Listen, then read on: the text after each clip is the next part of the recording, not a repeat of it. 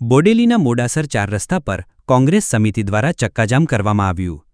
છોટાઉદેપુર જિલ્લા કોંગ્રેસ દ્વારા ખખડધજ રસ્તાને લઈને ચક્કાજામ કરાવ્યું હતું અને છોટાઉદેપુર જિલ્લાના બ્રિજોને વહેલી તકે ચાલુ કરવા માટેની માંગ કરી હતી। બોડેલી મોડાસર ચોકડી પાસે કોંગ્રેસ દ્વારા ખાડામાં બેસીને અનોખો વિરોધ કરાયો હતો। પ્રજાને પડતી હાલાકીને જિલ્લા કલેક્ટર ધ્યાનમાં લે તેવી વિનંતી કરવામાં આવી। જિલ્લામાં બંધ પુલોને સમારકામ કરી ચાલુ કરવા જિલ્લા કોંગ્રેસની માંગ ઉઠી છે। રોડ રસ્તા પર પડેના ખાડા રિપેરિંગ કરાવવાની માંગ સાથે ચક્કાજામ કરી રોડ પર બેસી કોંગ્રેસના કાર્યકરોએ દેખાવો કર્યા હતા।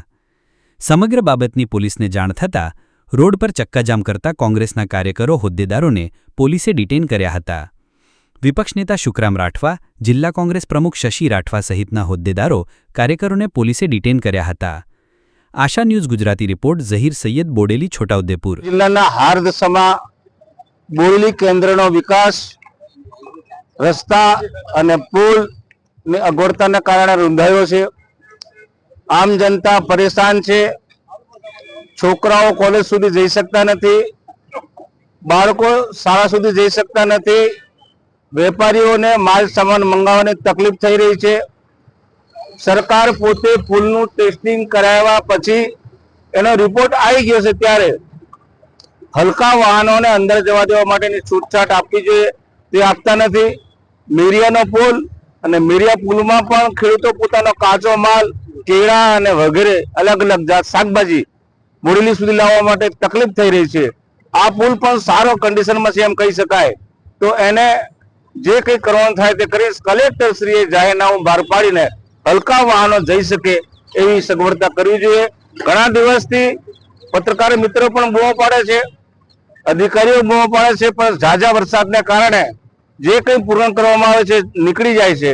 એના બદલે પાકું પૂરણ થાય એવી અમારે બધાની માંગ છે અને માંગની સાથે સાથે બોડેલી પ્રજાને, પાયજેતપુરની પ્રજાને અને ખાસ કરીને મધ્યપ્રદેશ તરફથી આવતા વાહનો જે બોડેલીમાં જવાના હોય કે હાલોદ તરફ જવાના હોય એને ખૂબ તકલીફ થઈ રહી છે, ત્યારે એનો કોઈક રસ્તો કાઢે, હલકા વાહનો ઉપર જઈ શકે એવો કોઈક રસ્તો કાઢે એવી અમારી માંગણી છે।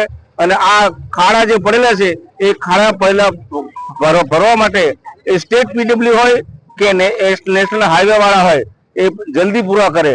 નેશનલ હાઈવે વાળા પકડવા જઈએ છે ત્યારે એમ કહે છે કે રાજપીપળા ઓફિસ છે, અહીંયા પૂછીએ ત્યાં કે મારે તો કોકણાથી ઉપર લાગે। આ અધિકારીઓ કોઈ બંધાતા નથી। નેશનલ હાઈવે બન્યા પછી આનું જે સમારકામ, રિપેરિંગ કામ જે થવું જોઈએ એ તંત્ર ઊંચા હાથ કરી દે છે, એનું આ પરિણામ પ્રજા ભોગવી રહી છે। ત્યારે અમારે એને ઉજાગર કરવા માટે આજે આ મોડાસર ચોકડી પાસે રસ્તા રોકોનો પ્રોગ્રામ છોટાઉદેપુર જિલ્લાના કોંગ્રેસ સમિતિના પ્રમુખશ્રી અને પ્રદેશ સમિતિના પ્રમુખશ્રીના આદેશ અનુસાર આ ચક્કાજામનો પ્રોગ્રામ અમે કર્યો છે। એનો ફળ સ્વરૂપે તમે સાક્ષી છો। પત્રકાર મિત્રો પણ આ વાચા સાચી અને સારી રીતે આપે છે, ત્યારે તમારો પણ અમે આભાર માનીએ છીએ કે પ્રજાના પ્રશ્નને ઉજાગર કરવા માટે બધી જ ચેનલો કામે લાગી છે, તેમ છતાં તંત્રની આંખ ખુલતી નથી, તેનો અમને બહુ મોટો વિરોધ છે। અમે અહીંયા ગાડી મોડાસર ચોકડી પાસે રોડ રસ્તાના ખાડા બહુ જ પૂરા થઈ ગયા છે અને સતત વરસાદ પડ્યો છે તો પબ્લિકને બહુ જ હાલાકી વેઠવાનો વારો આવ્યો છે। એટલે અમે આજે છોટાઉદેપુર કોંગ્રેસ સમિતિ તરફથી અહીંયા આગળ ભેગા થઈ અને તંત્રને કહેવા માંગીએ છીએ કે તમે હવે પ્રજા બહુ જ હેરાન થાય છે। તમે 2 મહિનાથી ટેસ્ટિંગ કરીને પુલોને બંધ રાખ્યા છે। હવે તમે ફરી આ નાના ભૂલકાઓને બધાને તકલીફ બહુ પડે છે, દવાખાનાઓ વાળાને બહુ તકલીફ પડે છે।